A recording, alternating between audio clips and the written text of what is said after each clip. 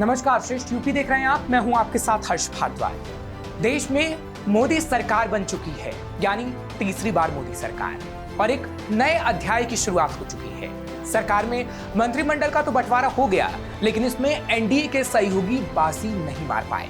JDU, TDP, Shiv Sena, Shinde, RLD जैसे दलों को उनके जो मंत्रालय दिए गए हैं, वो उन दलों के तमाम दावे खारिज करते हैं जो मंत्रिमंडल विस्तार से पहले एनडीए के सहयोगी दल कर रहे थे।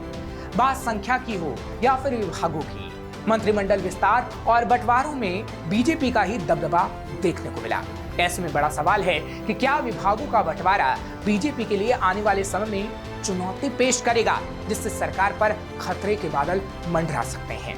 देखिए इस खास रिपोर्ट में। मोदी सरकार 3.0 में कुल 72 मंत्रियों ने पद और गोपनीयता की शपथ ली, जिसके बाद सोमवार को देश की राजधानी दिल्ली में पीएम मोदी ने सभी मंत्रियों को उनके विभागों की जिम्मेदारी सौंप दी।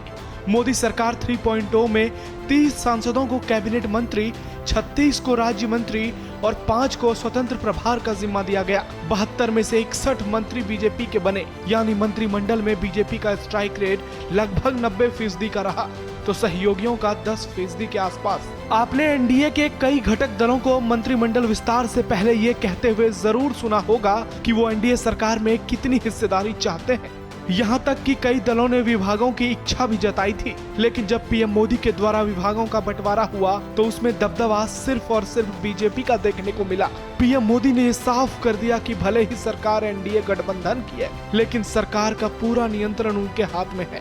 इसका सीधा संदेश है कि प्रधानमंत्री की प्राथमिकता वाले किसी भी प्रोजेक्ट में कोई बाधा नहीं आने वाली है। पीएम मोदी ने नए मंत्रिमंडल में अमित शाह, राजनाथ सिंह, निर्मला सीतारमण, एस जयशंकर, हरदीप सिंह पुरी, नितिन गडकरी समेत कई अनुभवी मंत्रियों को रिटेन किया, तो ज्योतिरादित्य सिंधिया, गजेंद्र सिंह शेखावत, किरण रिजिजू समेत कई बड़े नेताओं के मंत्रालय में फेरबदल देखने को मिला, लेकिन सभी को कैबिनेट में अहम जिम्मेदारी दी गई।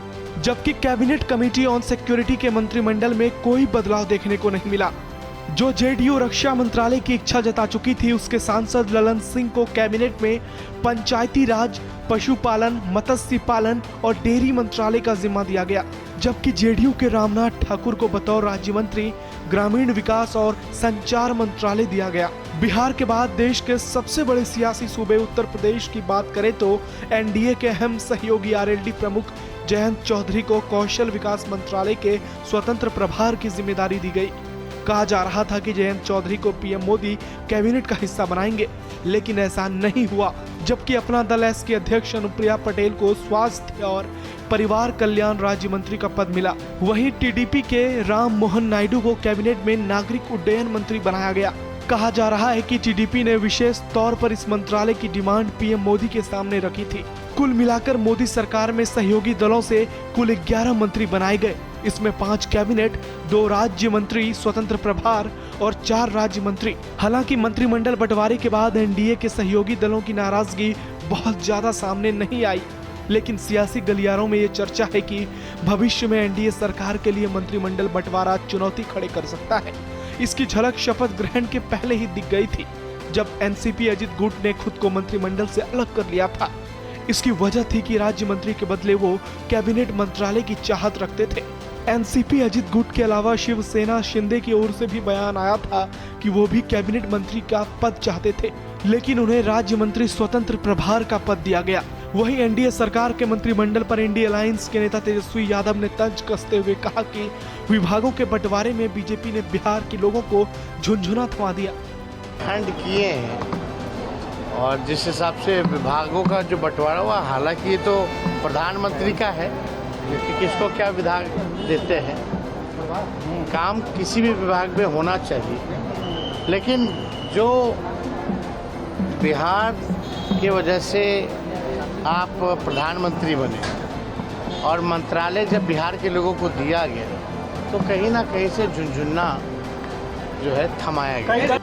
अब देखना ये होगा कि तेजस्वी के बाद इंडी गठबंधन के और भी नेता इस पर क्या प्रतिक्रिया देते हैं, खासकर अखिलेश यादव और राहुल गांधी, क्योंकि एनडीए के सहयोगी जेडीयू ने यह दावा किया था कि इंडी गठबंधन ने नीतीश कुमार को प्रधानमंत्री का पद ऑफर किया था। और ये कहावत तो पुरानी है कि सियासत में चाहत बहुत बड़ी चीज होती है। फिलहाल एनडीए के सहयोगी मंत्रिमंडल बंटवारे को लेकर खुश नजर आ रहे हैं, लेकिन सवाल बड़ा है कि इनकी खुशी आने वाले 5 साल तक ऐसे ही बरकरार रहेगी क्या? क्योंकि बिहार, यूपी, महाराष्ट्र जैसे राज्यों में विधानसभा चुनाव भी होने वाले हैं। ऐसे में इन दलों के इतिहास को देखते हुए अगर ये कहा जाए कि भविष्य में ये सियासी दल बीजेपी से मंत्रिमंडल को लेकर बार्गेन नहीं करेंगे तो इसकी संभावना कम नजर आ रही है। और अगर ऐसा होता है तो मतलब साफ है कि मोदी सरकार 3.0 पर खतरा मंडराना तय है, जिसका असर देशव्यापी होगा, क्योंकि ये मोदी सरकार 3.0 से ज्यादा एनडीए की सरकार है। ब्यूरो रिपोर्ट, श्रेष्ठ यूपी। ऐसी और खबरों के लिए आप देखते रहिए श्रेष्ठ यूपी। यूपी की हर खबर देखने और उनसे अपडेट रहने के लिए हमारे चैनल श्रेष्ठ यूपी को सब्सक्राइब और लाइक करें। साथ ही बेल आइकन को दबाना न भूलें, जिससे हमारे हर वीडियो की जानकारी आप तक पहुंचती रहे।